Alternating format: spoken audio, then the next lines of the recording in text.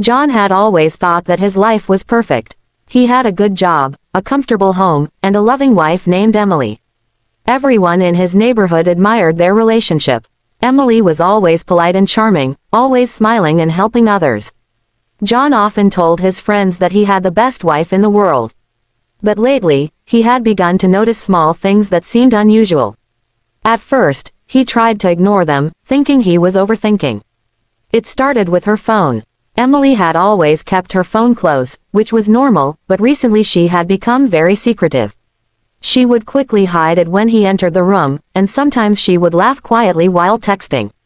John felt a small doubt growing in his mind. He tried not to think about it too much, but curiosity kept pulling him closer. Then there were her sudden trips. Emily began saying she was visiting friends or running errands, but sometimes she came back later than expected. When John asked about her day, she would smile and say everything was fine, but he noticed a nervous tone in her voice. Her behavior was polite and careful, but he could sense that she was hiding something.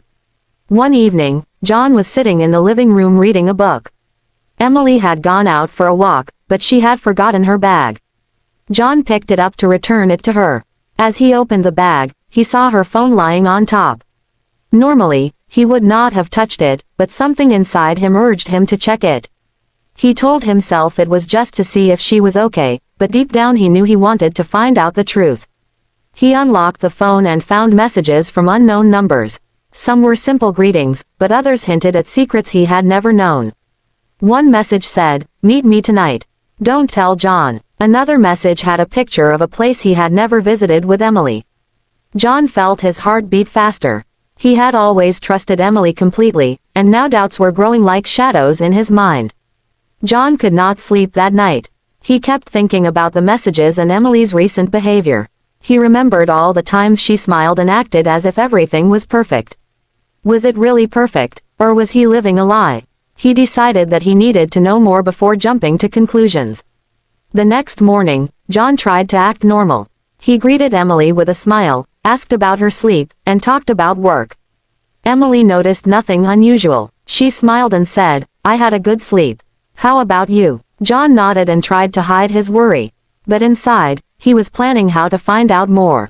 Over the next few days, John watched Emily carefully. He noticed the way she looked at her phone, the secretive trips, and the small lies about simple things. Every small action seemed connected to something hidden. He felt a mix of fear and curiosity. He did not want to destroy their relationship, but he also could not ignore the truth. One afternoon, John found himself following Emily. She said she